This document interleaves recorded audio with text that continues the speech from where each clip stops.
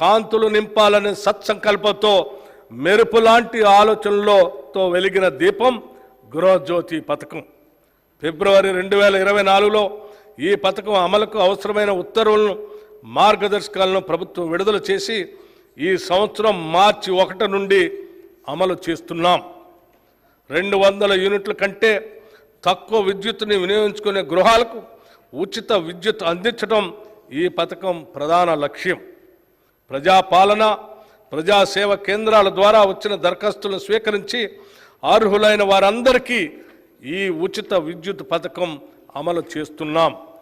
ఈ పథకం కింద అర్హులైన లబ్ధిదారులకి డిస్కంలు 0 బిల్లులు అంటే 0 బిల్లులు జారీ చేస్తాయి.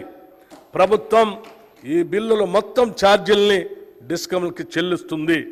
మార్చి 1వ తేదీ నుండి 2024 నుండి గృహజ్యోతి 0 బిల్లులు జారీ ప్రారంభమైంది.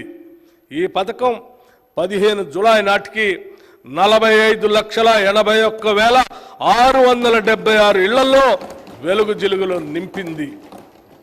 గృహజ్యోతి పథకం కింద జూన్ వరకు అందించిన విద్యుత్కు గాను డిస్కంలకు ప్రభుత్వం ఇప్పటి వరకు 583.05 కోట్ల రూపాయలు చెల్లించింది. ఈ బడ్జెట్లో ఈ పథకానికి 2,418 కోట్ల రూపాయలు ప్రతిపాదిస్తున్నాం. ఇందిరమ్మ ఇళ్ళు రోటీ కపడా ఔర్ మకాన్లో మకాన్ ఎంతోమంది నిరుపేదలకు ఎండమావే. పూట గడవని నిరుపేదలకు గూడును సమకూర్చడం ప్రభుత్వ ప్రధాన కర్తవ్యం. గత ప్రభుత్వం నిరుపేదలకు ఆశలు కల్పించి వారికి ప్రభుత్వ ఇళ్లు కేటాయించకుండా వారిని దగా చేసింది.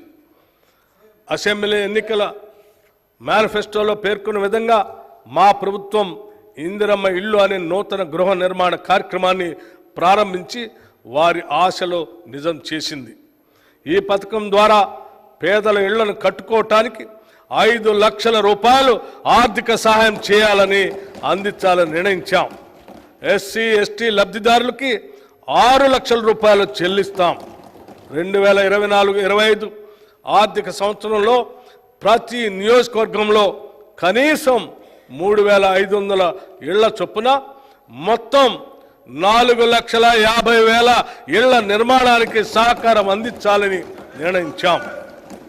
ఈ పథకం కింద నిర్మించే ఇళ్లు కనీసం 400 చదరపు అడుగుల విస్తీర్ణంతో ఆర్సీసీ కప్పుతో వంటగది టాయిలెట్ సౌకర్యం కలిగి ఉంటాయి.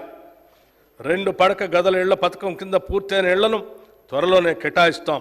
పూర్తి కాని ఇళ్లను సత్వరమే పూర్తి చేసి మౌలిక వసతులు కల్పించి అర్హులకు అందజేస్తాం. ఈ గృహ నిర్మాణ పథకాలు పేద బడుగు వర్గాల సొంత ఇంటి కలను సాకారం చేసి వారి జీవన ప్రమాణాన్ని పెంచడానికి ఇదోతకంగా తోడ్పడుతుంది.